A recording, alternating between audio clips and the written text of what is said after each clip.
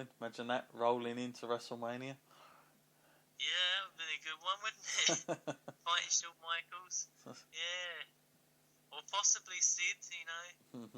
But I'm imagining it would be Shawn because the dynamic would be better because he'd be concerned about his looks and he wouldn't want to get slopped. Well, we come to a point now where this is like they want to drag this out the most out of the entire match at the minute by the looks of it.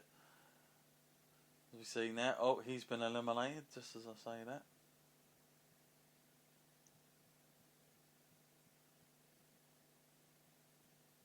He's going after Mankind.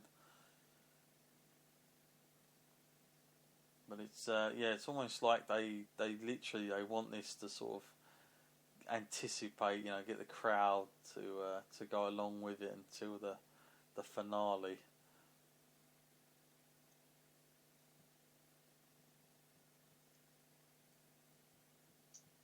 Mankind chucking him in. Think of that feud as well, Mankind and The Rock. Oh, and he's out. There you go, Rocky Maivia gone. And Terry Funk's still in there. The living legend himself. Seems to be a lot of rivalries in the ring now. Yeah, I think it's gone there, especially Funk and Mick Foley. Who are almost like doing their own kind of thing, aren't they? It's like almost now the one that doesn't fit in is Diesel. He should be probably one of the next ones out. Whoa. Oh. Well, they're both gone then. They're still in there. Terry Funk's going to suplex him back in. Doesn't seem to make much sense. Whoa. That was a really weird suplex, that one. It was like he was trying to do it the best way possible for Terry Funk to go over the top without hurting himself too much. And that's what they come up with. It's like, I'll suplex you slowly off of it so you can land on your bottom. And is that... So Mankind's gone as well, is that? I can't work this out. I don't know if he just came out the bottom.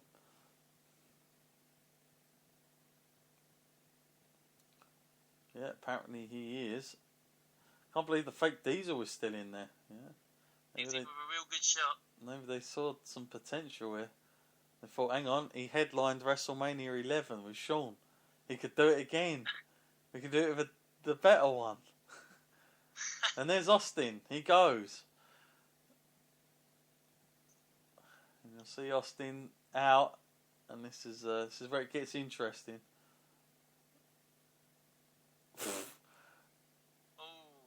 He eliminates Vader and Undertaker. And then eliminates Brett.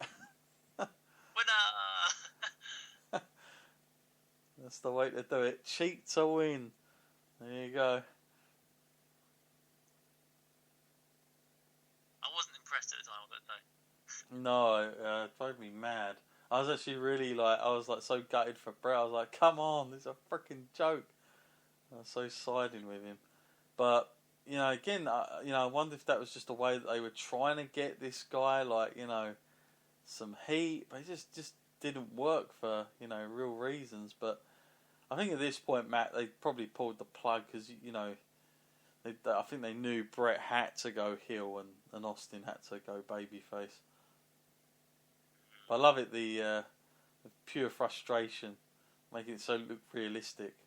Because before this match, nothing like this had ever happened in a Royal Rumble, where a guy literally gets eliminated and still wins the match, because they didn't see it, I love that. He's Rab's older Vince.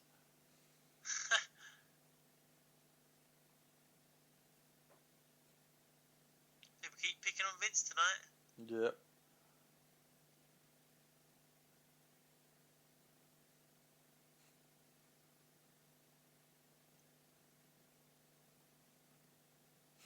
Oh, he actually says, are you going to do something about it? Yeah.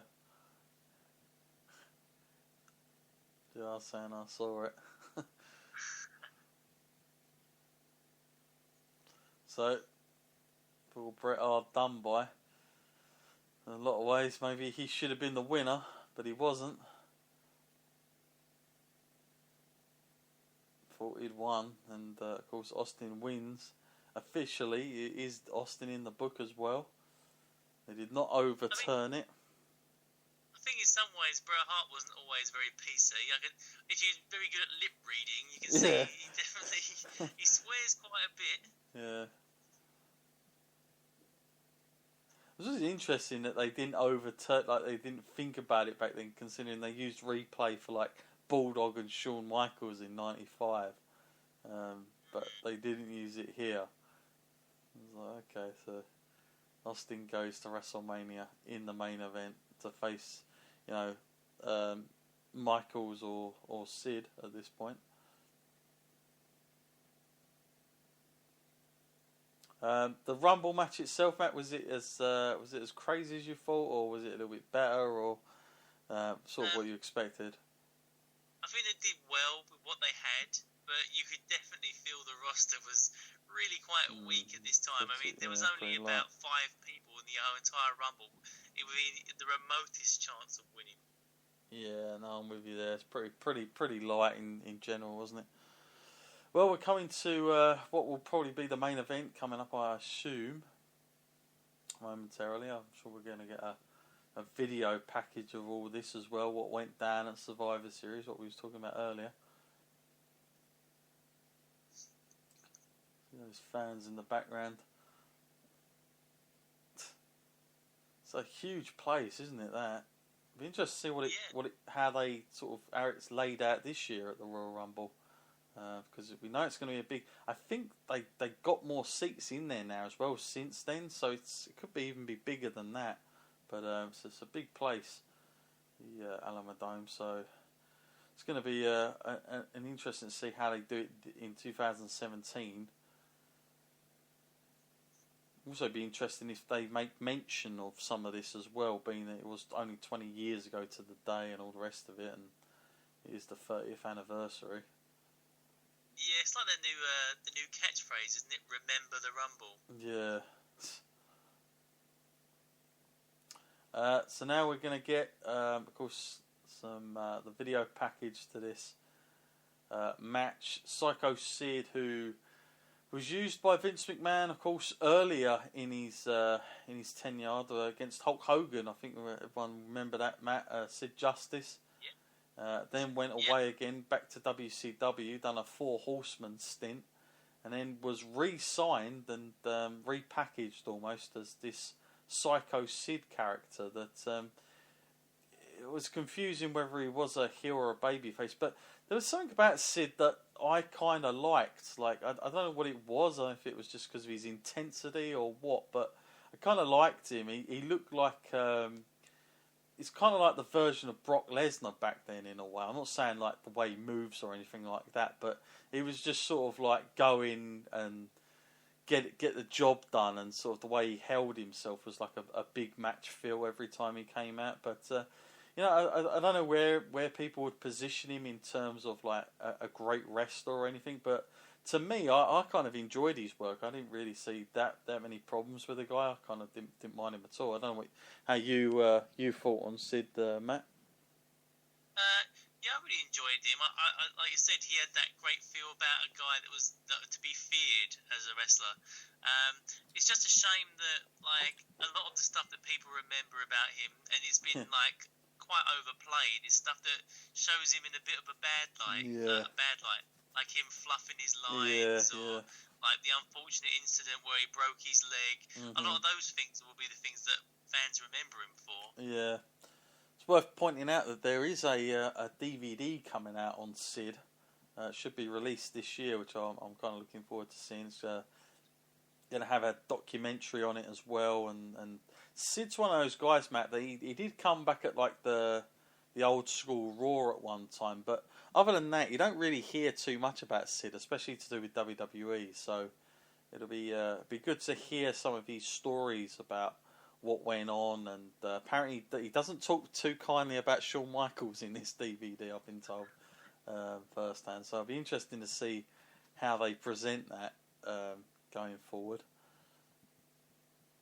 As as we now have an interview with Shawn Michaels, the boyhood dream, the sexy boy himself.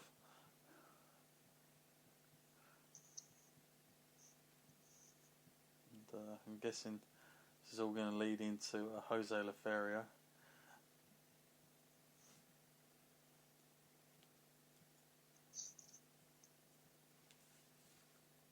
Which is the dream match that they wanted them at in front of 60,000 people. Yeah, it was going to come off, but so the thing with me was it's like it was hard because you'd already seen it, at Madison Square Garden, so it's not even like a fresh match. It's it's one of those things. I know it was all about the redemption and stuff like that, but it was odd. It was an odd timing just because like you had WrestleMania sort of like in 2 months' time. And they were kind of pulling this out here, but I'm guessing it's just because of where it was, and they had that planned.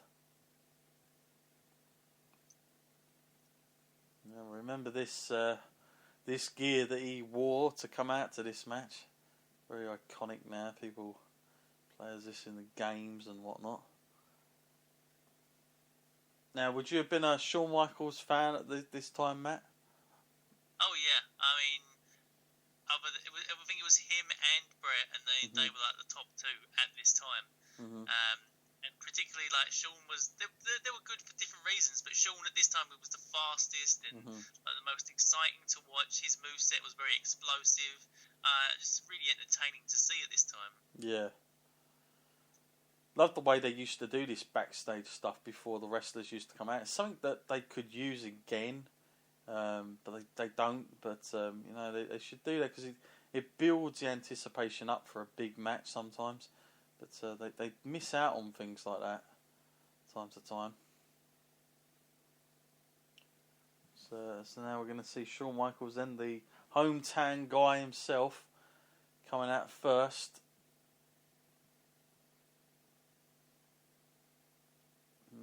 Looks like he was very much over this audience. They would be in real trouble if he wasn't, wouldn't they? Yeah, oh crap. What are we going to do to help this? There's a lot of people. So, Shawn Michaels, as said, he was the guy that lost his title after of course, WrestleMania 96, which of course was the famous Iron Man match with Bret Hart. Just goes to show how slow things were back then, Matt. Even then, because you can literally, Shawn Michaels held that belt all the way through to Survivor Series, then lost it to Sid, and here we are with Shawn. But they weren't passing it around like a hot potato like it is today, were they? No, not at all. But then I guess at this time they were very short on the top, weren't they? Really, I mean, Shawn's a great talent, so if you have the belt on him, just keep it on him. I mean, it's the problem with the Shawn is though he never went down as one of the biggest draws that they could have had. No. Despite all that talent, he would always go down as one of the most talented wrestlers.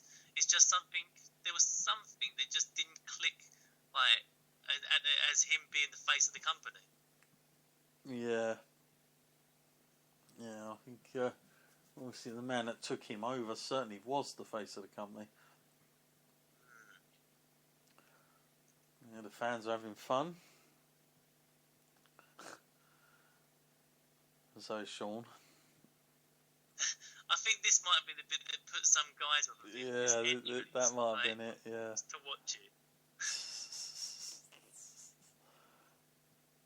Like, whoa, cowboy. Hang on a minute.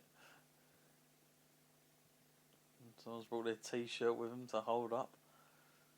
I didn't quite get that, but there you go.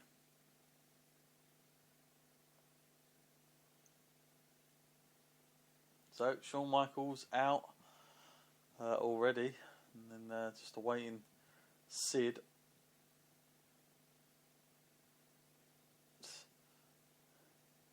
Doesn't look like the sort of guy you want to run into.